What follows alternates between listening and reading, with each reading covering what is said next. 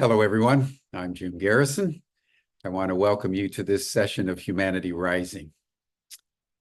As we begin today, I want to just continue our reflections on the horrendous firebombing of a refugee tent city outside Rafah by the Israelis 2 nights ago that literally burnt 45, 50 people to death while they were in the tents and injured several hundred others.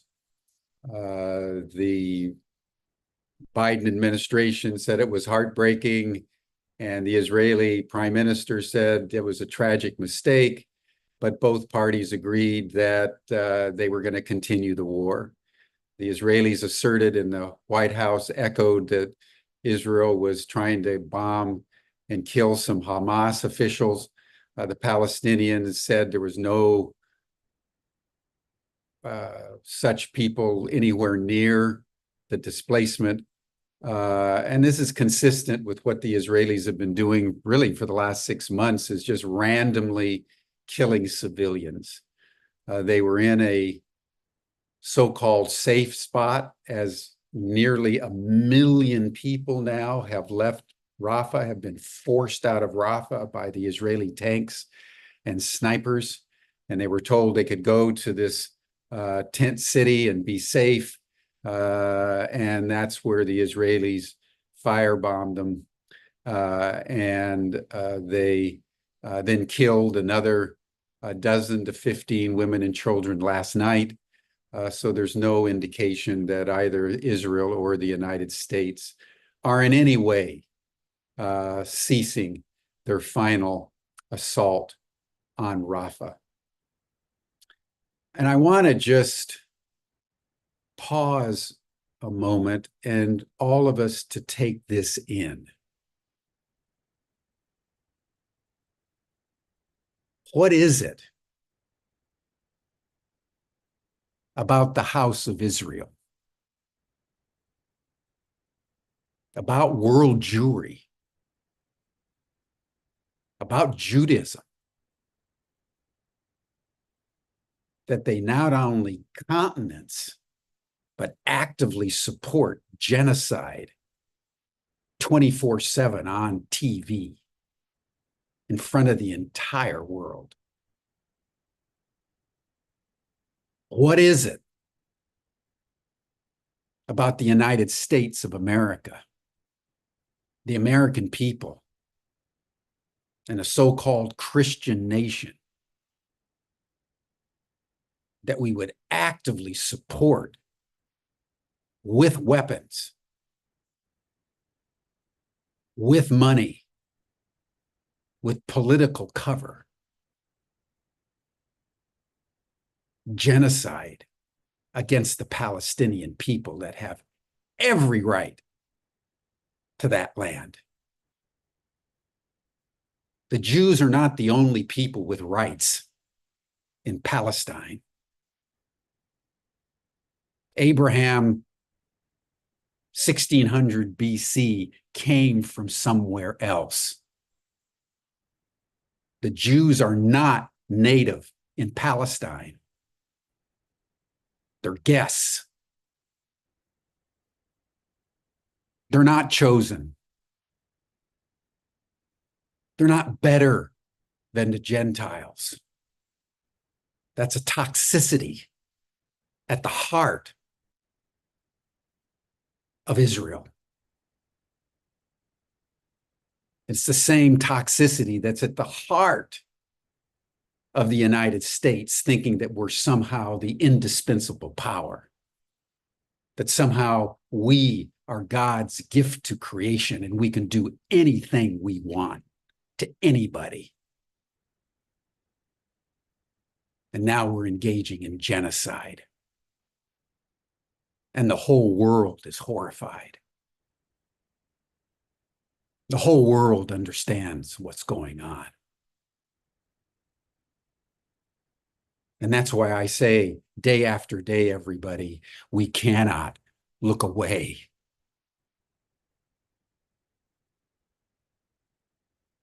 We cannot turn our gaze.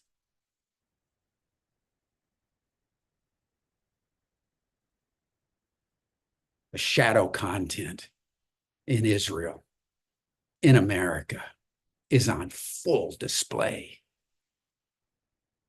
before the entire world. And at the same time today, Norway, Ireland, Spain are recognizing Palestine as a state and joining 140 other nations that have recognized Palestine as a state. Slovenia and Malta are considering doing the same. Why is this important? Because these are countries in Europe. These are countries in the G7. These are countries in the EU and NATO, which along with the United States have been actively supporting the genocide. Most of the NATO member states are shipping their own military weapons to Israel. So for Norway and Spain and Ireland, possibly Slovenia and Malta and others to start taking a stand against this shows the final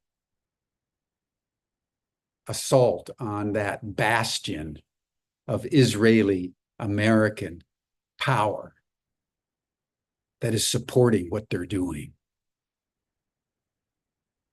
And I want to make a statement as an American, because this breaks my heart that my country would be doing this at this time, when the United States should be leading the world to establish peace everywhere so that we can come together to deal with the crisis of climate change. The human race is on the brink of self-destruction. The human race, led by the United States over the last 75 years, has so destroyed the ecosystem, so polluted the atmosphere with greenhouse gases, so eviscerated global biodiversity that literally the ecology itself is rising up against us to wipe us out. And what are we doing? We're waging war. We're committing genocide. Why?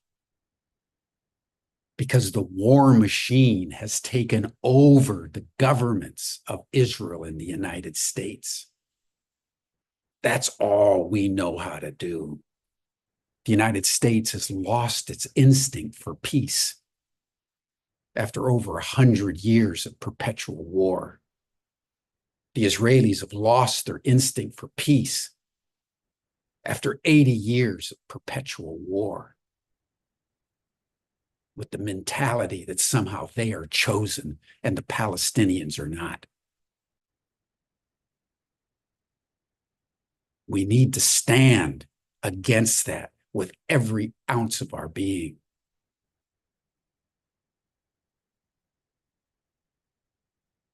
Joe Biden,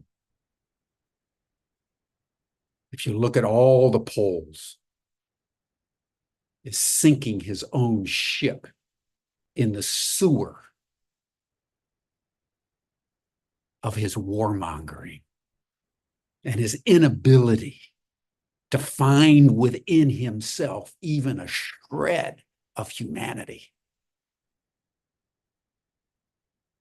and demand that the Israelis stop. Cut off the weapons. Demand a ceasefire. Recognize that the Palestinians have sovereign rights. If the president of the United States cannot do that, he should not be president of the United States.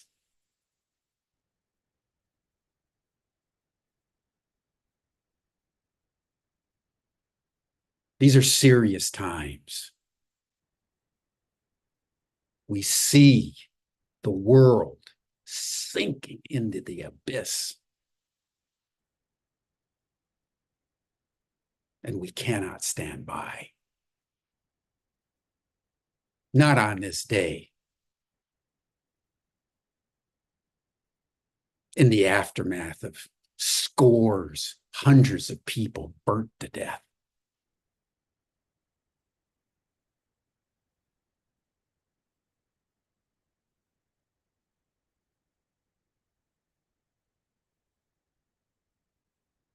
That's what's true, my friends. It's time to take a stand.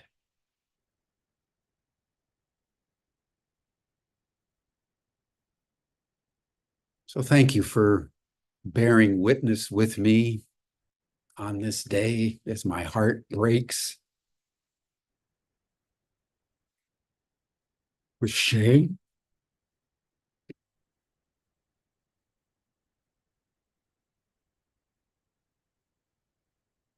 What my country is doing.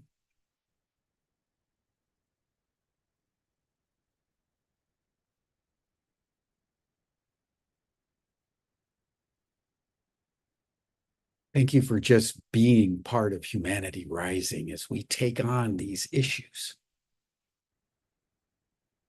And now we want to take on the transcendental issue. So let's hold the agony. And in the spirit of Carl Jung, let us hold also the antinomial reality that we are calling out the darkness. But we also can embrace the light, as Norway, Spain, and Ireland are doing this day, in defiance of the United States and Israel. Now we want to turn to the subject that, as you know, I consider to be the most momentous issue in the history of humankind. And that is that we are now being confronted with the reality that we are not alone. And that non-human intelligences, extraterrestrial intelligence, are not only here, but they've been communicating, and that there's been contact for a significantly long time. That may be the only narrative left for us within which humanity, Jew and Palestinian, American and Russian, all of us can embrace a single narrative for the same reason at the same time, and use it as a catalyst to transform human relations and humanity's relationship with the larger ecosystem. That's the opportunity in this crisis.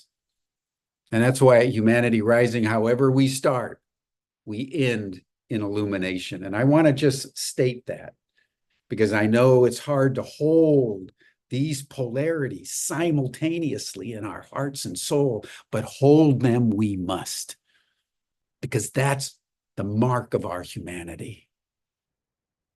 And in holding them, said Jung, just simply holding the paradox, the polarities, these antinomial forces that are mutually exclusive and yet somehow cohere, that is what catalyzes the redemption that we seek.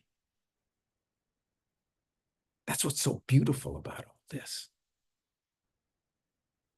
So thank you, everyone, for joining Humanity Rising on this day. I want to now bring in my very good friend, Dehanna Rice. You all know Dehanna, a polarity practitioner, hypnotherapist, and a dedicated seeker of wellness. So I want to thank you for everything you've done, Deanna, and I turn the program over to you, and she'll be introducing our speaker. Everything you've done, Deanna, and I turn the program over to you. There's a little bit of an echo, so I don't know whether you have a cell phone on or. Yeah. There's a little bit of an echo, so I don't know whether you have a cell phone on. I'll turn mine off. Yeah. There's a little bit of an echo, so I don't know whether you have a cell phone on or turn mine off. Yeah. Am I still am I echoing everyone? Turn mine off. Yeah. Am I still am I echoing everyone? Yeah. Yeah, you are. So do you have your cell phone on? Am I echoing everyone? Okay. It Yeah. might you be are. So do you have our- your or does I do. I'll turn it off. it might be our- or does Is that help? I'll turn it off. might be our- or does Is that help? I'll turn it off. no maybe That help? I'll turn it off. no maybe That help? I'll turn it off.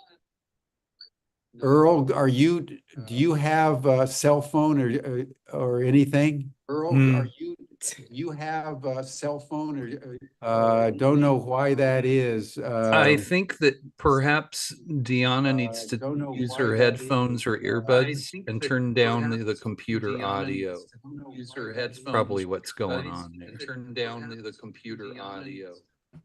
Yeah, there's something. I don't know whether Georg, you have some ideas about this. Yeah, there's something. I don't know whether Georg, you have some ideas about this. Yeah, there's something. I don't know whether Georg, you have some ideas about this. Yeah, there's something. I don't know whether Georg, you have some ideas about this. It's still happening. Yeah, there's something. I don't know whether Georg, you have. I don't know. This is It's still happening. because even when I turn off, it's something, Deanna, with you, or would it be Stan? Do you have anything? Something, Deanna, with you, or would it be? No, I'm Stan? looking Do you have for, anything? it's not me. Deanna, with you, or would it be? No, I'm Stan? looking Do you for, have anything? it's not me. Deanna, with you, or would it be? No, I'm Stan? looking for, it's not me.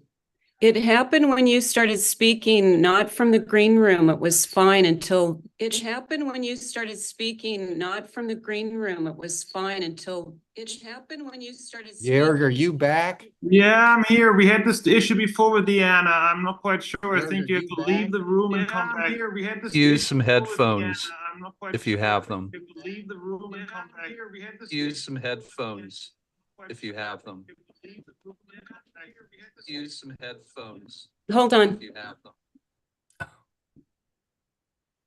Sorry about this. Who did Deanna? Now the issue is gone, I think. You guys. Did it start in the middle of the call or what?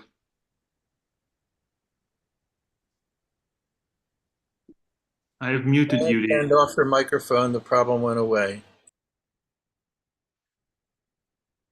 Turn yourself back on, Deanna. Okay. Unmute. I'm turning myself back Turn on. yourself back on, Deanna. Okay. Unmute. I'm Yeah, turning. you need to put myself on back headphones, Deanna, or I'm some gonna go look earbuds. for my headphones. Sorry, Or guys. earbuds. That's what Uh, you need there. Earl, I'm going to suggest you go ahead Sure. and present. And sorry about this technical difficulty. I feel like I'm in a Pink Floyd song here with the echoes and everything. I'm going to sing Us and Them from Dark Side of the Moon with that little repeating.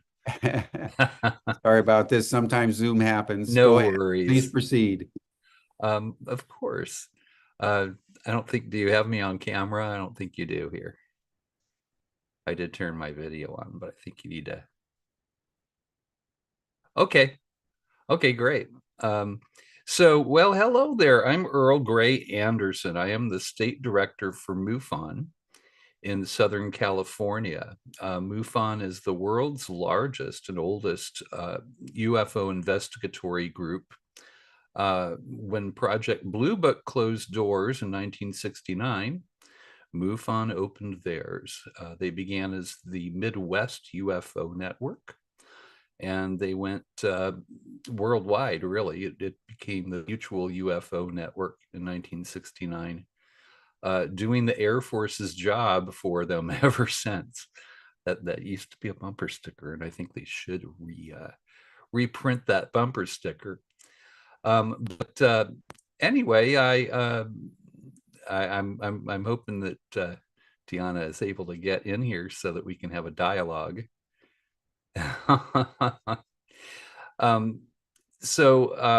Well, we were going to have a talk, and Deanna was going to be, well, I believe she's going to be able to. She's fix probably this. just coming back in. Yeah. And I'll say there's a good segue between what Jim Garrison was speaking about when we opened this up, and the ET presence on Earth, which I believe is real, is actually, they're here. And it's interesting because I work with a lot of experiencers, is what we tend to call people who have either been abducted or visited by extraterrestrials. I started out very much so a nuts and bolts investigator. I pretty much thought that the phenomenon was astronauts from other planets coming here, keeping their distance, maybe taking samples of fauna and maybe DNA every now and then. But I actually was under the impression that human and ET contact was rare, if it happened at all. I thought that they were just kind of non-interactive observers here. I don't believe that anymore. Now, since I began working with MUFON, you know, we are assigned cases. People will go to MUFON.com if they've seen a UFO, if they've had a contact experience. They'll put in a case report. And depending on where that incident happened, we work regionally. So I have the Southern California area here, and we get a lot of UFO reports, a lot of activity off the coast. You know, we have a large naval base here. We have a Space Force base, Vandenberg, up in Ventura County. And I just get so many reports from commercial pilots, sometimes from military, from police officers, and from just Joe public. You know, people are seeing stuff. Interactive observers here. Okay, I'm back. Believe that anymore. We still have an echo. You got to turn off your audio on your computer because it's picking us up and playing it back in a loop. You got to get some earbuds or else it's going to be like Pink Floyd. I've been through this before. Oh man. That's one of the gremlins of Zoom. But anyhow, I'll just keep on going here. Yeah, please do, Earl. We'll work through this.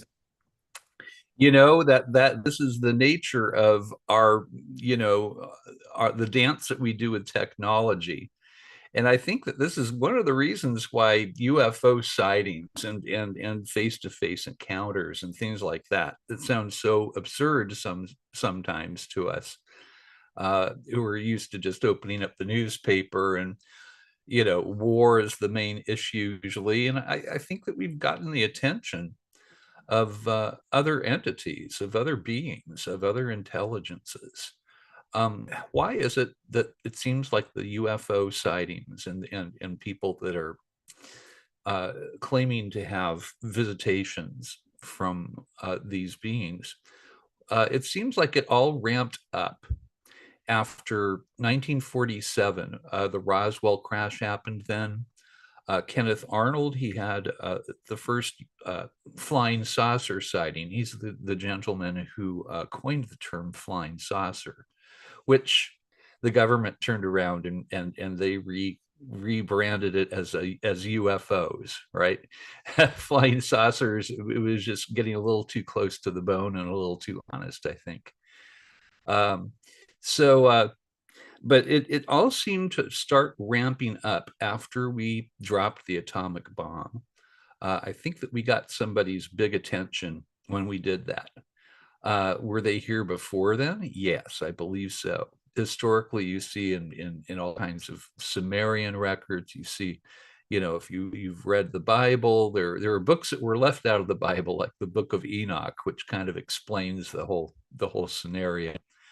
It's in every single culture as visitors from the sky. You go to Australia, the Australian Aboriginal people, they talked about lightning, who is or Lightning Man, who is their version of Prometheus. They said that Lightning Man came down from the sky with a bolt of lightning and thunder, that he brought civilization, language, hunting skills, that he brought culture to the Australian people there.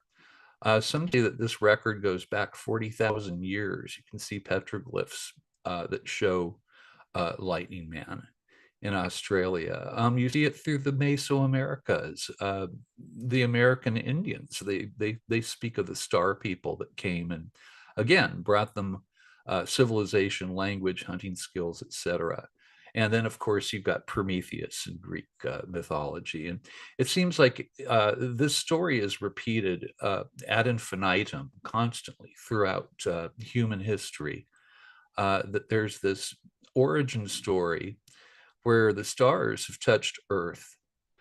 But, we're so busy warring among ourselves, doing the stuff that we do to each other, which I think is not, I don't believe that this is our visitors' first rodeo. I think that this is probably how it's done. We're probably not the first race that is about ready to destroy themselves in history. But I've noticed from case to case to case, where people have face-to-face encounters with these beings, that there is a trifecta of messages that people are left with. And it's very interesting. It doesn't matter what political stripe, what religious background, what race, it just seems like they could be military, it could be police officers, it can be your, trash collector, it could be the construction crew down the street. People that have met our visitors have three distinct messages that they're left with.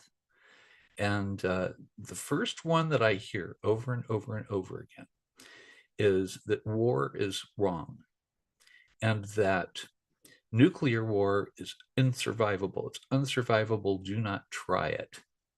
That's number one. The second message people are given and what they hear telepathically messaged to experiencers is that you need to stop trashing your beautiful world. Stop treating it like it's replaceable, because it's not. It's the one planet you've been given and you're destroying it. And there seems to be this kind of just open-mouthed that people see from these entities, that we're doing these things to ourselves. Number three, and this one confused some of my colleagues. Some of them are more nuts and bolts oriented than others. But the third message that people were left with was that you need to better yourselves, you need to raise your vibration, you need to live on a higher frequency. And of course, that has to do with consciousness. It has to do with how you live your life. That if you're living sort of the rat race kind of mentality, well, you'll inherit the rat race. But I think that we were created for something much more deeper and better than that. So, but those seem to be the three messages that people hear. There's variations on them, but I've heard this from TSA agents. I've heard this from Navy corpsmen. A Marine that was literally taken up through the roof of his base, his barracks at Camp Pendleton, taken up into low Earth orbit. And the beings showed him possible futures, which a lot of them showed nuclear exchanges between countries and the devastation that would happen. And then it was like a pause there in the conversation between himself and these entities that showed him this possible future, to see his reaction. And he was a Marine. He started out angry. He started out, he was paralyzed, but he was trying to hit the ETs that had taken him, because that was his first reaction, to react as a warrior. I think that's one of our big problems there, is that we shoot first, ask questions later. But another guy, he was a Navy corpsman. He was in between Japan and the Philippines. It was his 21st birthday. This happened a few years ago. He was on an aircraft carrier. He was bored. It was his birthday. There wasn't anything to do there. He couldn't go drinking or partying or anything like that. So he got into his rack and he was starting to read a book. And he said it was the strangest thing in the world, that he felt himself levitated through every single deck of that aircraft carrier. He said that he felt like the levels of the aircraft carrier had become malleable, and he felt physically like he was lifted up through the aircraft carrier up into low Earth orbit. Again, he was shown possible futures of devastation. He was shown the Pacific Rim volcanoes exploding all at once. He was shown, Armageddon-like scenarios, but he felt that what he was being showed was it was the fruit of our own labors, more or less. It was what the way we've been living and what we've been doing on the planet coming back to bite us. And his entities showed this to him, almost like you would show, in a Christmas Carol, where Stooge is shown all these possible futures, or it was kind of like that. There was a pause, and they're in Earth orbit. They're looking down at this, and he began crying, and he began praying for humanity, and he said that he felt just embraced by the greatest love that he had ever felt in his life by these beings. There was this moment where they were one with him and he was one with them. That's another thing we hear from a lot of experiencers. All is one. We are all part of this dance. So he was taken back down to his rack in the aircraft carrier that he was serving in. And this man's life was changed. The Marine I was talking about before, his life was changed. He went to Vietnam and fought there.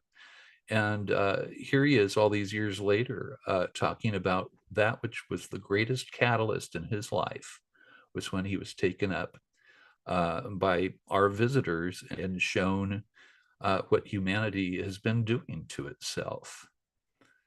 So I believe that's that this is the gist of why they're here, that they see that we are at this nexus point where we could destroy ourselves or where we could redeem ourselves. And maybe, it's so strange, the military-industrial complex. And Dehanna was going to talk with me about this, but I'll bring it up myself. The way that I got into this, and I guess my own origin story, was that my own mother worked for the military-industrial complex back during the Cold War in the 1950s. My mom told me a story before I went to kindergarten one day, and that sounds pretty crazy. That was 1963. I'm an old coot, but thankfully I have a really good memory. Hi there, Dehanna. How are you doing? I had to come on my phone. I'm so sorry, everybody. And Earl, you've been great. I've been hearing a little bit of you've been sharing. I had to take over because otherwise you're going to have dead air there. The spontaneity of this tech issue. I know. Yeah, thank you so much. What I want to start dialoguing with you, and thank you for what you've already shared, is your origin story is so fascinating. And I know that the audience members will be fascinated about, the beginnings. And we talked a little bit about the heritage of why, aliens connect to family dynamics, and it keeps repeating. So I'm just curious where you are and what you were just sharing, if you can kind of bridge it to that. It does seem to run in families. They seem to be interested in certain bloodlines. Now, in my life, the big golden question mark that I had carried around for many years that drove me to becoming a UFO investigator myself was my mom's story. 1963, Venice, California, getting ready to go to school. Sit down with my bowl of cornflakes, and my mom sits down and starts talking to me like I was another adult. Really got my attention. There's no baby talk, no, sweetie and honey, and no, it was like she was speaking to another contemporary adult. And she told me that, well, son, you know about my old job working as a secretary for Howard Hughes. Everybody knows this, and it's true. The family knew this. Her best friend had worked at Rand Corporation, which was a subsidiary of Hughes. And we'd heard her stories, that Howard Hughes was a germaphobe, that he was kind of a misanthropist, didn't want to see people. He Right. kept away from humans. He didn't like humans all that much. So they would communicate over, sort of like Charlie's Angels, over the little intercom system. She saw him one time, the whole time she worked at Hughes Aircraft. And it was because they were supposed to give an all clear when he had left the building. And then, the people that worked for him could leave. Well, they gave the all clear quickly. So my mom's opening up the door, this long hallway leading to the parking garage, Hughes Aircraft. And there's Howard Hughes at the other end. She said he looked Chaplin-esque. He had a hat on, he had his suitcase, he was using a cane at that point. And he stopped dead in his tracks, and he's shaking his head like he was disgusted. He walks out the door and he was gone. That was the only time she ever saw him. Wow. But now she told me this story. She said, son, everybody knows about my work with Hughes, but what they don't know is the strange job that I had. And she told me that they sent her with no preamble. No, they didn't explain where she was going. Herself and a small security detail out to the middle of nowhere. She said the Great American Desert. She wouldn't tell me if it was White Sands or Area 51. They didn't even have a name for it back then, I don't think. But she said that it was middle of nowhere. And it was her and a couple of security guys, and they showed her this concrete bunker, like a shack. And she said she was confused. She didn't know why they took her all the way out to look at some tools or a tractor or whatever it was that was in that thing. They undid all the locks. It was quite elaborate lock system. And there was one object in that bunker, and that was an elevator. And of course, there was no upstairs, so it went down. She said that she got into the elevator and she thought perhaps it would go down a floor or two. And the words she used was, she said, I felt afraid. I had butterflies in my stomach because that thing was moving at quite a clip. Mm. She said that it went down about a mile beneath the desert floor.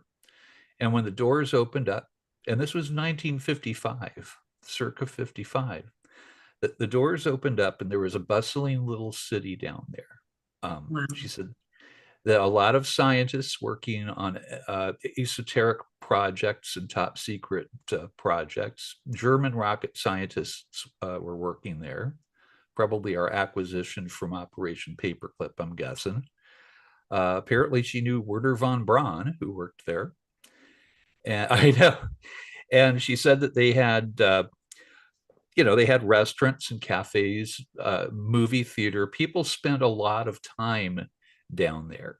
She told me, she said, they had a barber shop and the barber knew how to perm my hair for me, which was very nice. And when I thought about what she told me as the years rolled by, I realized, you don't go to your job to have your hair done unless you're there for a long, long, long time. So apparently she spent some time down there. My mom had a gift. She could talk with somebody and she'd know whether you were lying or not. Very inconvenient when I was growing up, especially as a teenager. You couldn't hide anything from this woman.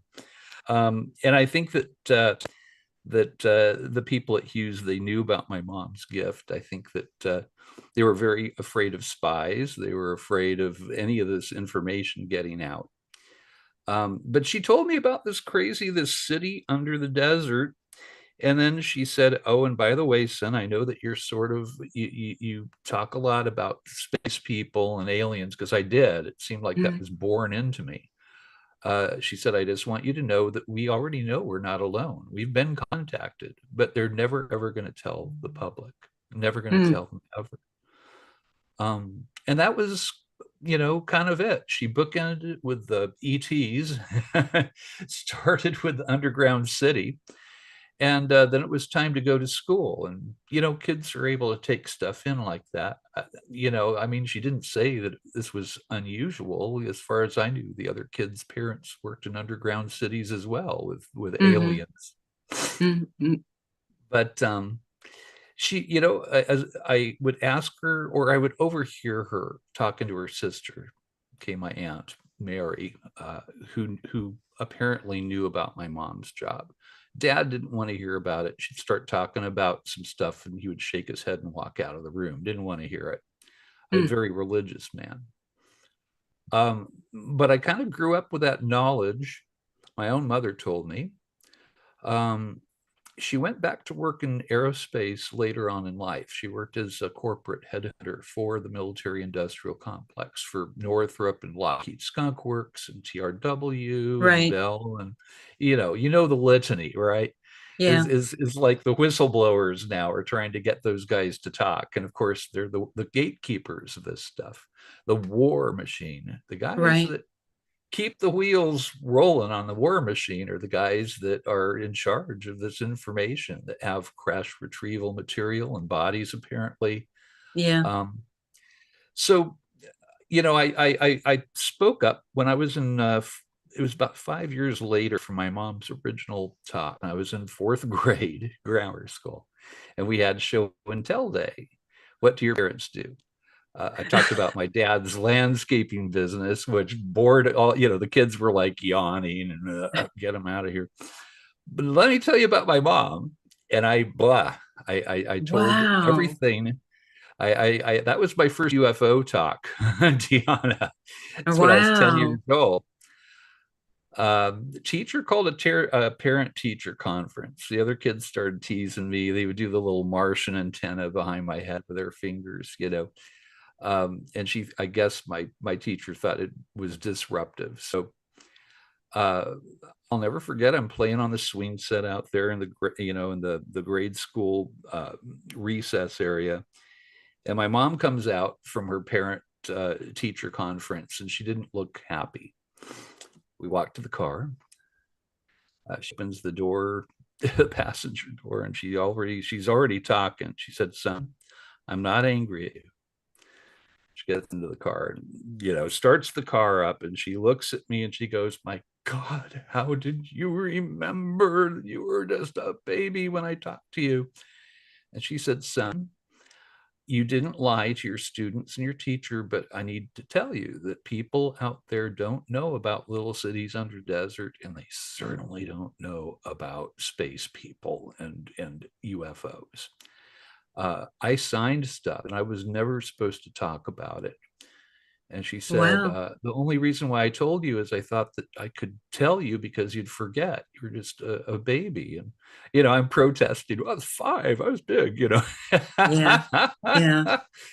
But here I am all these years later, Deanna, it made quite an impression on me. Yeah. I stopped talking about, I never brought it up again. My mom said, before we, were parking in front of our old house, Thousand Oaks, California is where we were living. She parks the car and she says, "I could go to prison if you ever talk about this again, son. So you just can't talk about it. I could go to prison." And I knew she was serious. I knew she meant it. So it wasn't until she passed away in 1999 that I started talking about her story. She did confirm it on her deathbed. 1977, I took her to see the movie Star Wars, and I guess the stars aligned for me, because that was the second time where she was very voluble about her past work. She said, "Son, you have no idea how close to the truth Star Wars is. The different races of beings, the different spacecraft, all that. It's just like that." She said, "It's just like that. Star Wars is not far-fetched, but they're never going to tell the public, son. It's realer than you'll ever know." And that bothered me. Realer than you'll ever know. I'm an inquisitive guy. Yeah. And I, at that point I was 19 years old and I was a little cocky, and I said, "Well, why the hell not? Why don't they tell people?" And she brought up, I think, what they told her to tell people if they asked. She said that they're afraid of how people will react, that they'll react badly, could harm Yeah. world religions. She said that she brought up the example of Orson Welles' War of the Worlds radio broadcast, and how people, reacted badly, thinking that we were under attack. Right. And that was Yeah, it. I mean, that was the only that was the excuse. I didn't think that it really cut the muster for me, really. And yeah, especially now, I think people are ready to know. They're ready to hear. right. Well, Uh, that's the trauma, that you experienced as a young child, and then all of this criteria for her to keep under wraps, and the, being, arrested and jailed, and all the, extreme experiences for a child to try to digest. But the thing that I find, we're at a point where, where's the consciousness in all of this? What are we going to learn from all these teachings? And they've been around. This is 70 years now. I mean, all the way from the 50s, right? I mean, it's a lifetime. So it's so important, I think, for this whole community in the world, and even bringing Jim's, pre-talk about, just the devastation of the war machine and all the energy and money we've put into war on our planet. And the message from the aliens is, you need to really stop this and really look at the full potential of what we have here, on Earth. And can we talk a little bit about consciousness? And you've been around the block so much, Earl Grey. Earl, I love your name, Earl Grey. It feels like a warm cup of tea. And that I'm a musician, and that was my musician nom de plume that I used out there. But it works well for a ufologist because of the little gray aliens and all that. Yeah, right. And I've grown, my name is Earl. The gray part I made up because I thought it was clever, back in okay, got it. right? Banging my head against the Los Angeles music industry as a songwriter, musician. Well, that's how we guitarist. met, through my friend Lisa, who's I've a done musician. gigs with Lisa. Yeah, You've known her, she produced a couple tracks with for my wife's, hopefully, her next CD. She's been working on it for a while. Nice. So. But I want to talk about consciousness. I want to Yes. talk about what you feel being in the inside of this whole experience, and how it's evolved from the fear mongering, the warmongering, to where we're at right now. Well, you have to remember, the same people that are running the war machine are the same guys that are the gatekeepers of this most important information. That it's those three eternal questions: is there a God? What happens when I die? And are we alone in the universe? It's one of the holy trinity of questions that every human asks themselves. I think the wrong people are the gatekeepers of this information. For them, it's all threat assessment and how can we weaponize this. Right. It's almost like we're invited to join Star Trek and write off, humans want Star Wars. That's the problem. The guys are in charge of this information. They don't want Star Trek, they want Star Wars. And you hear this as concern. It concerns our visitors. So many people that I've met who have had contact, and I've had contact as well, but they were not talkative. We'll talk about that as well. But for myself, it was a wake-up call, because I had a very puerile, naive idea of what the ET presence on Earth was. And I when I became a field investigator for MUFON, at this point, I've personally investigated over 1,000 cases, over 200 different experiencer cases along top of that. Experiencers being people that have been abducted or visited. Most don't like the term abducted, because that has a sense of that they took them against their will. And a lot of the people that originally, where they felt it was against their will, they come to the conclusion that actually there may have been a birth agreement that they made with these entities. It gets very strange. It gets cosmic. And but I think that that the ETs, they see this propensity for destroying ourselves, and that historically we reach an apex and then humanity crashes in on itself. And it seems like this cycle.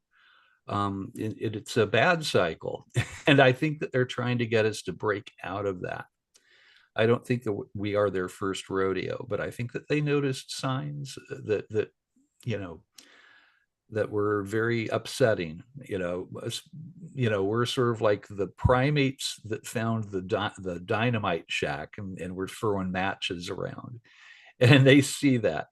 And I think that's why this phenomena ramped up after the dropping of the atomic bomb on Hiroshima and on Nagasaki.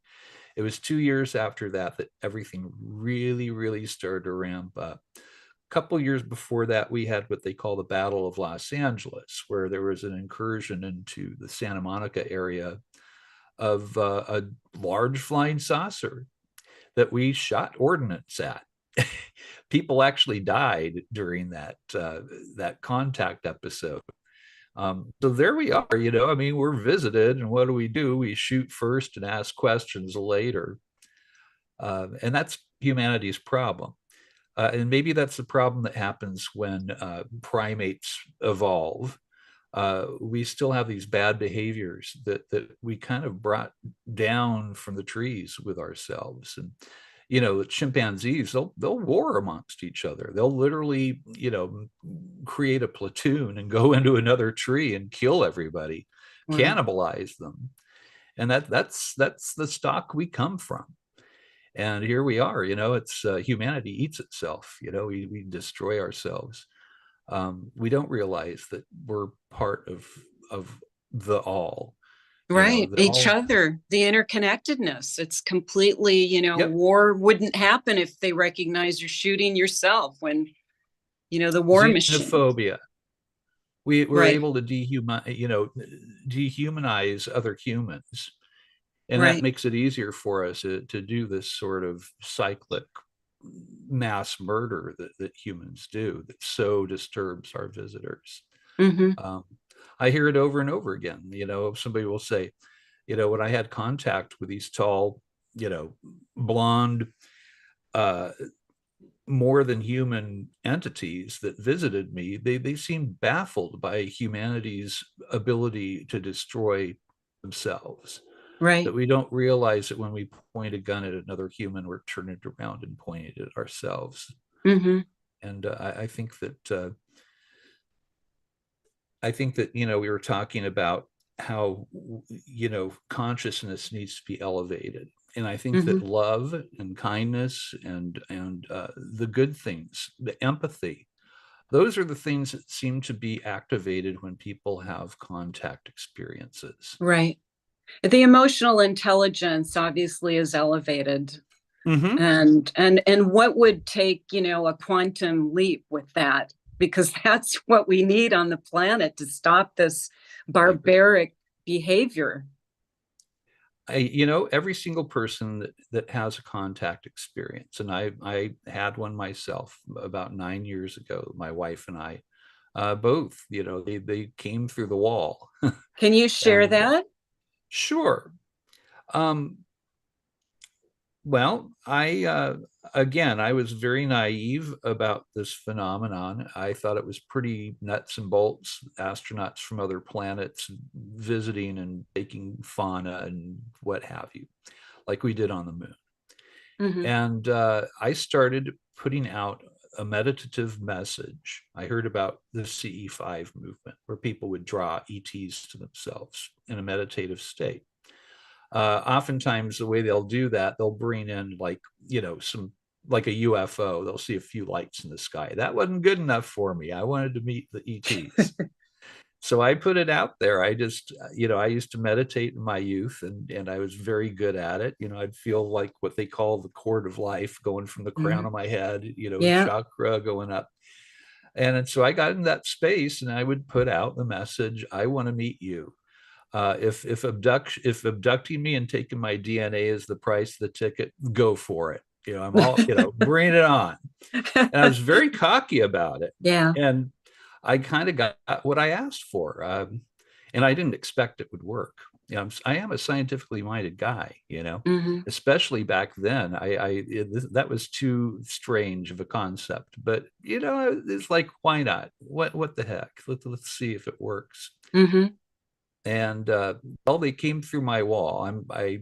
It would take another hour to tell you all the details, but more or less it looked like there was a little space in front of me. I became paralyzed. The room filled with a blue light. It seemed like it didn't have a source. It was as though the air molecules themselves were lit up with some kind of bioluminescence. Made me feel very peaceful. You couldn't hear external sounds. We had a cricket concerto in our rafters usually, because it was an old house in Burbank that we were in. No cricket concerto, just perfect. It was quieter than quiet. And they came through this opening that they made in space before me.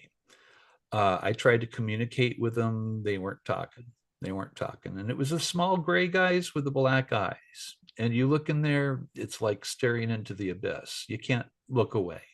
They put you in a hypnagogic state. And that was, time, it's hard to tell whether it's 5 minutes or an hour. But they took DNA, they took blood and energy from me. They left the same way they came in, backwards, like they were pulled back. It was very, very abstract, like a Salvador Dali painting is what came to mind. Like a vortex of some kind. I believe it was a literal that they opened up a wormhole, which is dangerous. I've spoken with quite a few people about this. I think that's how they get here, how they leave and come, their comings and goings. Do they talk at all, or have you heard anything about the sun, our sun, and being a passageway? I've heard of that. Yes, I've heard that. Yes, I've heard that from a very good source, actually, which surprised me. Yeah. Apparently the stars themselves are some kind of a transit, like a subway system, if you know how to use it. I guess if you're, a few million years more technologically advanced than we are.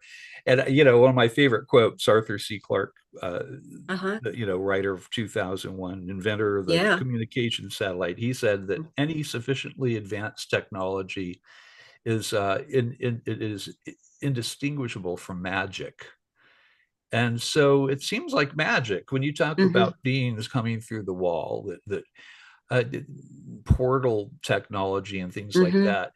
It's sort of like handing an iPhone to Galileo or Da Vinci and seeing how they react, Yeah. And it sounds absurd, but it's just because it's way beyond what we can do. But for some reason, they're interested in us and they're worried about us. Now, for me, when this happened, I suffered ontological shock, especially because I went to speak with my state director at the time.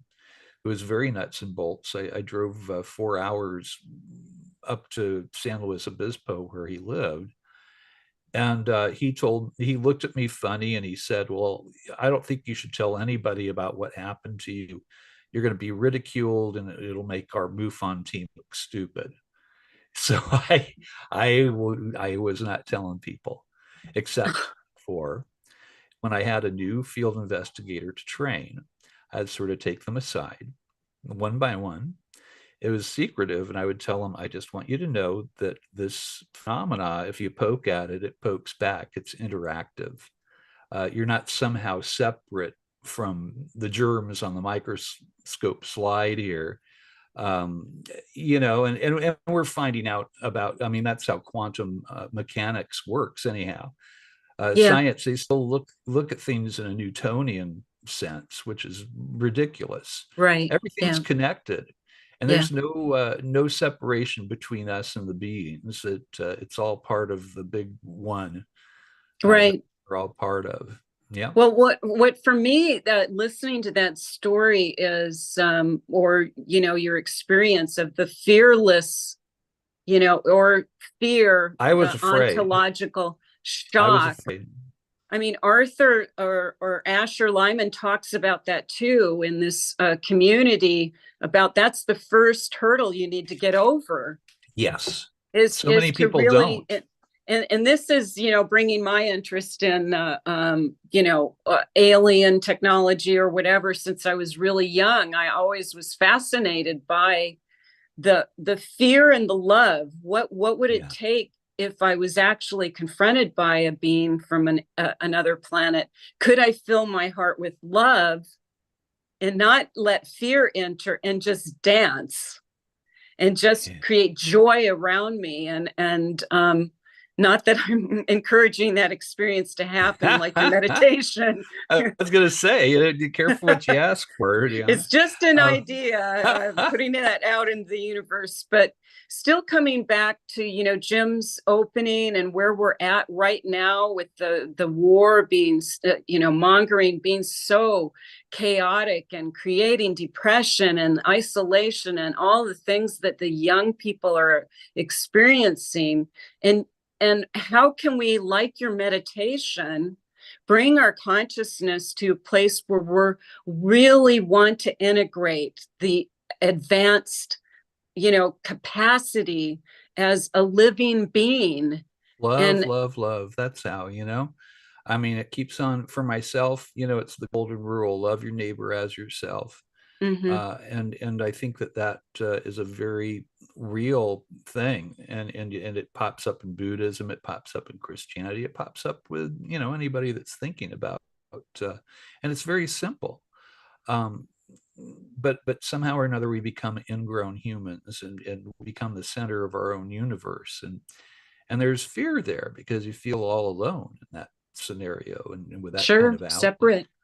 Yeah. Yeah. And, you know, I was very scared at first, and I didn't know who to speak with. My state director, he thought that I was, you know, had a mental break of Yeah. some sort, maybe, you know. And I spoke with you know, Kathleen Martin. She's Betty and Barney Hill's niece, and has kind of taken responsibility for the family's legacy and talking about, you know, she's the expert. And an expert in UFOs in general. I think she knows probably more than anybody alive on the planet about the phenomenon right now. There's a reason why Stanton Friedman chose her for his co-author. No, I met with Kathleen and I told her what happened. And she was the person who told me that, you know, Earl, what you went through, many people have gone through, and that the guys that you met, perhaps they were baddies. You know, everybody that's visiting us doesn't have good motives. Like There's freedom Richard of choice. Donner, we talked about him and his perspective. She said, but the good guys are in charge, I believe, and that if you put that out there and search that with an open heart, you're going to find peace, and you're going to find a great joy in your life. I started noticing things. It seemed like when I had my contact episode that it was an on switch for empathy. Synchronicities began happening. Carl Jung, he coined that phrase. You know, it's a synchronicity is a coincidence that's meaningful or beyond meaningful.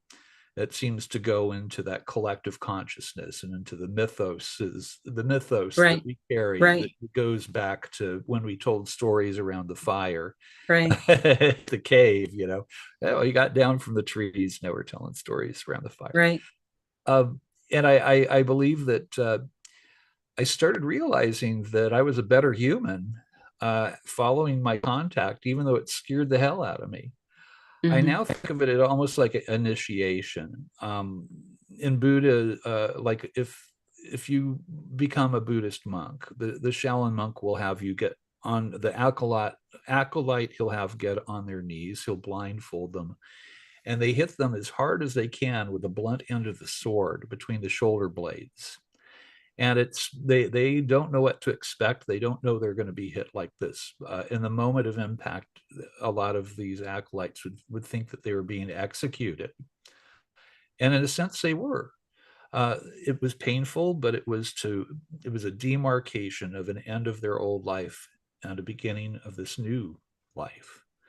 Mhm. And it sort of became like that for me. I realized, and I started having contact from what I believe are the good entities that are here and are trying to save us, trying to get us to save ourselves. I think that's the big thing. The tall blonde ones, or what? You know, I think that every race has its, that there's no such thing as an evil race. That A there's good dark side, a reptilians out shadow. there even. Pardon? Barbara Lamb, she was visited by a reptilian. He just appeared in her living room. She was putting away groceries. I know Danny Sheehan, he interviewed Barbara, and he talks about this story too. Uh-huh. But she heard all these stories, you know, that reptilians are evil and it's an evil race, and so they met with her to have a little tete-a-tete, and to kind of set her on the right path with that. And Uh-huh. she said that he was the greatest gentleman she'd ever met, that they talked for 2 hours. She offered him coffee. I don't think he wanted it, but and she said it Maybe answers, he wanted tea. yeah, maybe he wanted tea. But this is Barbara Lamb. She's, you know, she's PhD psychologist, world renowned, and one of the early pioneers of hypnotic regression, Mm-hmm. working with people with PTSD or past life regression. And she's finding all these people that had ET contact, which seems to happen a lot to hypnotherapists. They find out this deeper world exists. Mm-hmm. So I think that there's, you know, that we humans, we're xenophobic. I mean, we're xenophobic against each other for skin color, Yeah. or we're, you know, thinking that your religion is weird, or this, or, you know, how dare God put my oil under your desert type Yeah, attitude. or it's so judgmental, really, right? Yeah. The judgment of another, which is just a defense mechanism, right? If we can't get along with each other and we're xenophobic because of skin color or languages, I mean, what if the entity looks like a bug, you know, which some of them do? There's Right. one group that looks like praying mantises. Yeah. You know, I often hear people, they'll say, do ETs smell? There's like this, they say that there's a sulfur smell. Well, I bet we're the ones that smell horrible to them. You know, I mean, humans, we excrete oil and all this stuff, you know. So I think that there's just this natural inclination we have to be afraid of that which we aren't. Yeah, which And is different. defensiveness Hmm. comes back from fighting in the trees, you know, choosing off into platoons and attacking the other, you know, it's like we brought it down to the ground level with ourselves. And I think that our visitors are trying to work that out of us. Yeah. I do believe that there was an active hybridization program that was going on.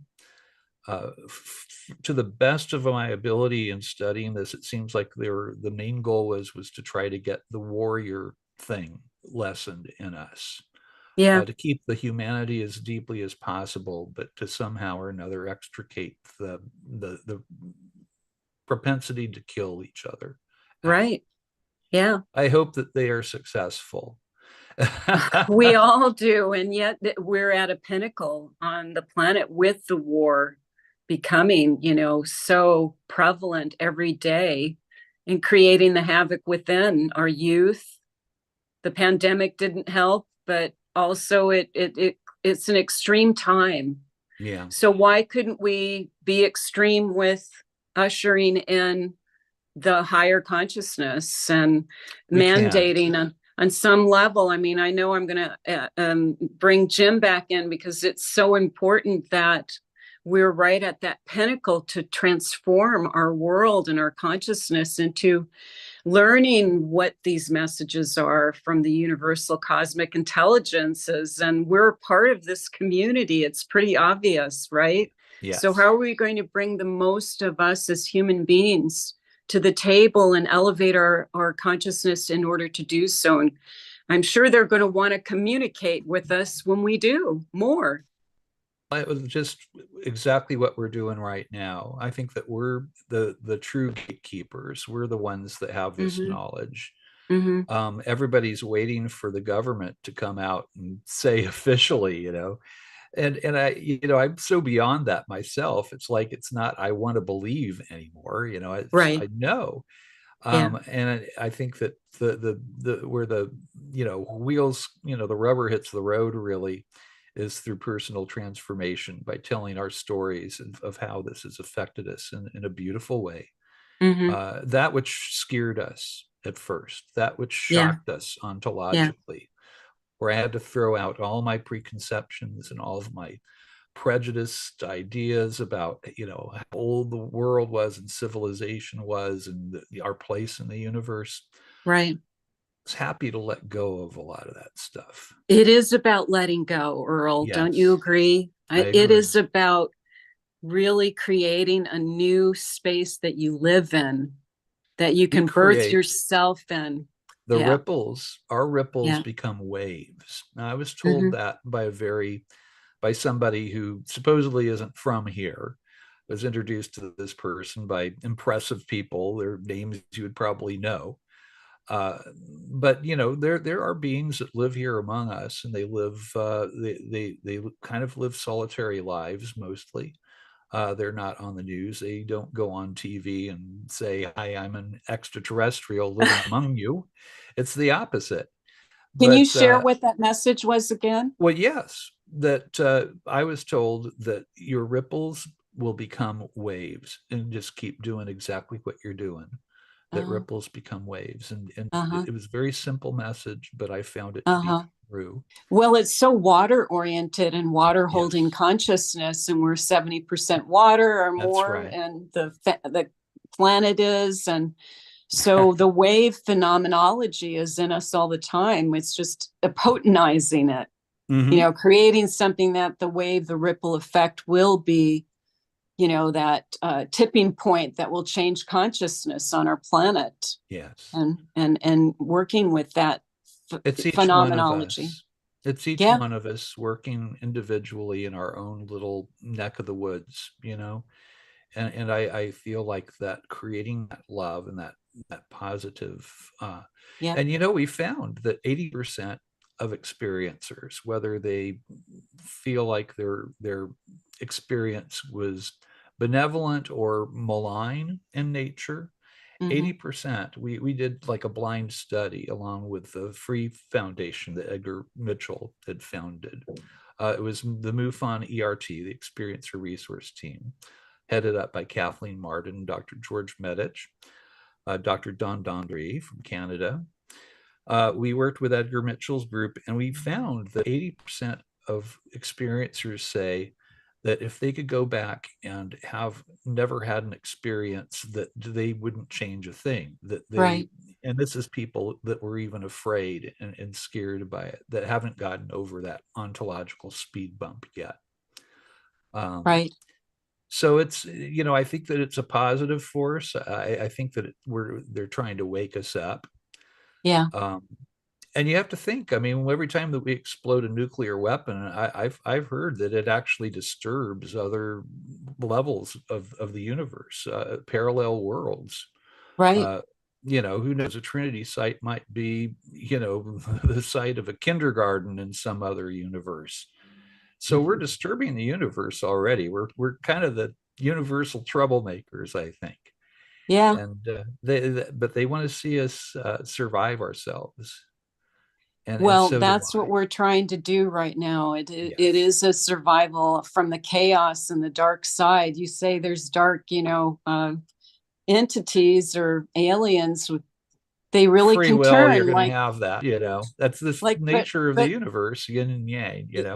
right. Yeah. I mean, that's the reality of the law of contrast, right? We need all of Mhm. it, but who's going to have the power on the top of, ushering in true life and how to live it? And I think that's where we're at.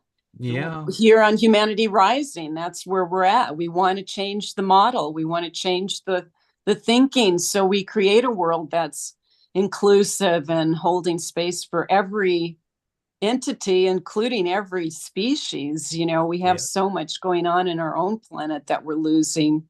life force for, but creating that right now is so important. And I want to invite Jim back in for this conversation. I haven't been able to monitor the chat, and it looks like it's so active. I apologize because I have one hand holding a phone now. I know I But see the chat stuff going past, but It's we're, been you know, full I don't of want to get admiration and appreciation, Hmm. Earl, for your remarks, and it follows very beautifully on Giorgio Picenta yesterday from Peru, who was essentially saying the same thing you are.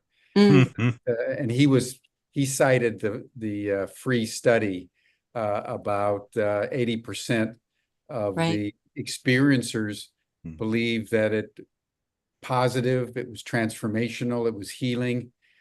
Even many of the people who felt that they were dealing with malevolent intelligences of one kind or another. And so that's, I think, important for us all to hold that the statistics apply here. There's been thousands and thousands of people who've had experiences, and there's a good consistent 80% that Right. report that as not only worth it, but in some way positively transformational. And that leads to a question that I'd like to just put to you as someone, you may be one of the most experienced experiencers and UFO research-oriented people that we've had ever on the program. And I would just wonder, as you sort of assess all that's going on out there in terms of contact experiences, research, is there a particular kind of personality profile of humans that tend to have these experiences as opposed to others, or is it pretty random? I mean, it hits the high and the low, the rich and the poor, the all the diversities of the human family. What's your experiences, the kind of people that tend to have experiences or I contact? think artistic people seem to, musicians, Really? artists. I've even taken to having experiencers do art therapy to kind of get past their ontological shock situations. Interesting. And I Really have, interesting. So people I more on the right brain. yeah, Right that does seem to be that way. Although, you know, it kind of runs the gamut, Jim. I've tried to, you know, I notice a lot of people. It seems to run. It runs in families. I mean, with my family, it was my mom, myself. Now my son has had a close encounter with a UFO. He called me up at 3 a.m. and he was still watching it with his girlfriend. And you know, it just seems like this thing runs in families.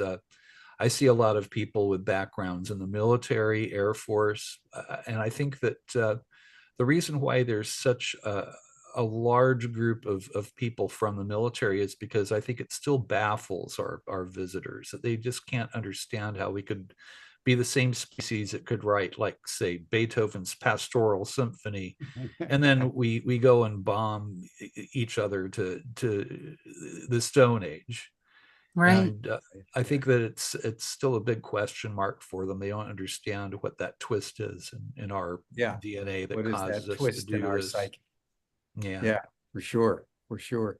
And then also, Earl, just because you know you're from MUFON, and MUFON is one of the storied organizations Yes. in this business, probably been around longer and done more things than maybe any other single organization. So just tell us a little bit more about MUFON. I know you've been around for about Sure. 60 years, so there's lots to say, but what the current frontiers are for MUFON, because it's an organization that we would encourage all our Yes. community to get involved in one way or I the other. believe MUFON is really important out there. I think that Yeah. you need a large organization that's not connected to the government, that is volunteer, and Exactly. we're all volunteer based. You know, my wife laughs at me because it's like a full-time job, and but you know, the pay is the knowledge that you get, and the joy of moments like this where I get to kind of share what I know, which is a joy for me. But MUFON it's a large tent with a lot of different people. It's not, our creed. MUFON's mission statement is the scientific study of UFOs for the benefit of humanity. And I like that it's that simple. It sort of aligns with, you guys really, for the benefit of humanity and humanity rising. And it really, it's a large enough tent where you have people that are more nuts and bolts oriented about the phenomena. That's how I started out. I started out pretty much wanting to get theodolite photos and look, compare coordinates. Yeah, and you guys go to sightings the and- actual sites and do Yes, the we research. do. I am a STAR team member, and Yeah, I've that's got a the Geiger bedrock of counter. what I've got you the do. tri-field Yeah. monitor. I know how to do a grid, for evidence collection and all that. And I think that's all important. That's an aspect to this thing. It's many a manifold phenomenon. And I think that it's sort of like the blind monks trying to describe an elephant, depending on whether they have the leg or the trunk or the tail. They're describing something different. And I think that we need all of our different gifts, so to speak, and the different ways that we're approaching this phenomenon to get the full elephant, to get the whole picture. And MUFON is very good at that. Yeah.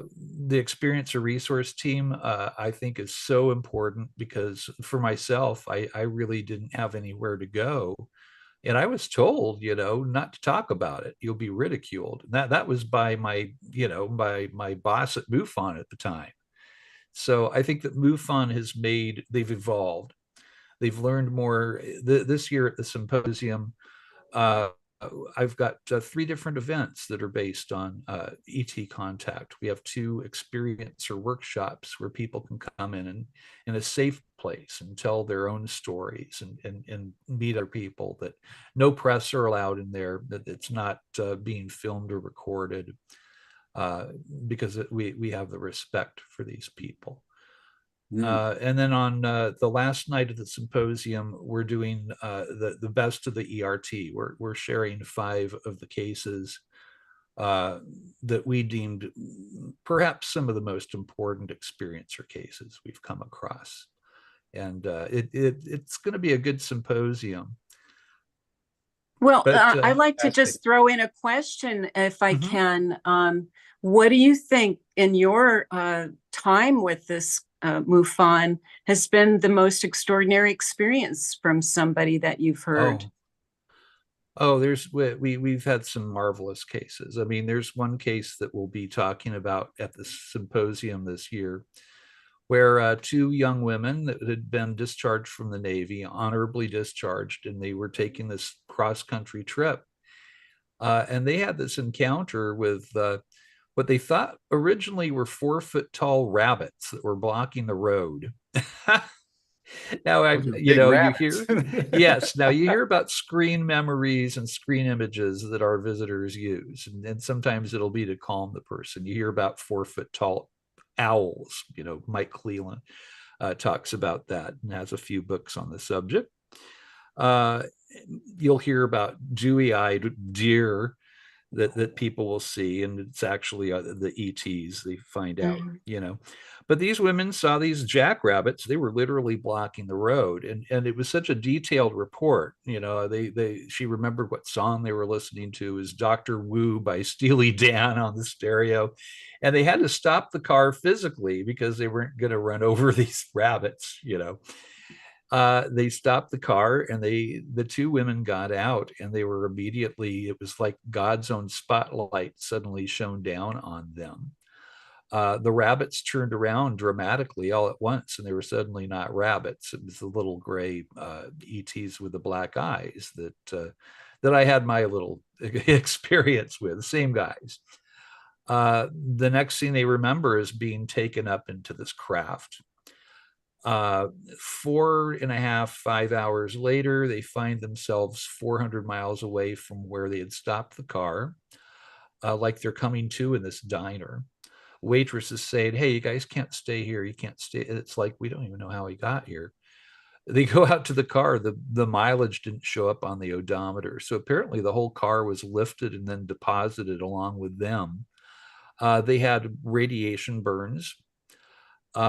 Later on, the main witness, who's gone public, I can actually mention her name, Susan Alloway. She's actually gone public, and we've done a few podcasts together and such. But she went and during a physical examination, the doctor asked her, "When did you have the surgery done on your appendix?" And she said, "Well, I don't know what you're talking about." He said, "Well, it looks like you had laser surgery, but there isn't a scar here. But your appendix, it's like it's been, it looks like it was ready to burst, and somebody went and they did some microsurgery on your appendix. I thought you said you'd never had surgery in your life." So this apparently they fixed her while they had her. And Amazing. both women have gone public, and that to me, this is just one of those all the bells and whistles, like Travis Walton. When did this happen? This happened back in 1975. It happened, or 78, I believe it was 78. Happened a long time ago. But both women, they sat on this, they talked about it. They, she had told her parents, she had told her, her husband. And again, it's sort of like, well, you don't want to go and tell people in the public about this because they're going to ridicule you, they're going to laugh at you, and they're not going to take you seriously. But I think that people are finally finding that it's safe to come and tell their stories. In fact, it's imperative that they do. Well, thank you so much, Earl. This has been Thank you, Jim. phenomenal. And it's really, in my mind, it's been a 2-day Giorgio Pesenza and Earl Grey Anderson presentation on the experiencer phenomenon. And it's been wonderful that you both agree on the same ontology, the same worldview, that they're here in some fundamental way to warn, to inform, and to assist. And we've got to kind of open our hearts to the transformation that's available to us at deep levels, deep existential levels, I would say. Definitely. Yes. Thank you so much. Any final word you want to add, Dehanna? Well, I'm just amazed the synchronicity of Giorgio and Earl so close together and the same message. Yeah. It's just, what's the formula that we can create a meditation, all of us, to step up the consciousness level and really communicate with these cosmic community that's trying so desperately to help us. Yeah. Earl, any final comment? Well, if you want to get a hold of me, I'll actually dox myself. It's pretty easy. Email Earl Grey Anderson at gmail.com. If anything I've been talking about is ringing any bells for you, if you would like to talk with somebody, or also if you'd like, if any of this sounds familiar to you and you'd like to report a UFO experience or a contact experience, you can go to MUFON.com. You'll see two little buttons: report a UFO or report an entity. You can push both. You can put in both. Sometimes they're related. Or just to see what I'm doing here locally, if you go to socalmufon.com, SOCALMUFON.com. We have we just had Steve Bassett speak live. Good guy. For a meeting. Great guy. And also you teach. I do. At Otis Can College. you explain a little bit about that? Because I know Jim at Ubiquity University, they're teaching a program. I know. One of my field investigators took one of your classes, Jim. Cool. I teach a class at Otis College of Art and Design in Los Angeles. It's next to LAX, the old IBM building. So the buildings look like punch cards. It's so fun. But I teach a class called UFOs, Aliens, and Other Worlds. It's a credited course. It's a ufology course, and I teach it with Dr. Heather Joseph Witham, who's a PhD folklorist, but knows that this is a very real phenomenon. So That's it. Disclosure's happening, everybody. Yep. Thank you so much, Earl. Thank you so Thank much, you. Deanna, as always. So that'll do it for us for today. You can join Deanna and Earl in the after chat. You'll see the link in the chat box, and you received it in your Zoom reminder for today. And then tomorrow, we're going to go to Asia and explore this very challenging rising conflict between the United States and the People's Republic of China in the Asian Pacific region. So thank you, everyone. Thank you, Earl. Thank you, Deanna. Thank you. Bye for now. See you tomorrow.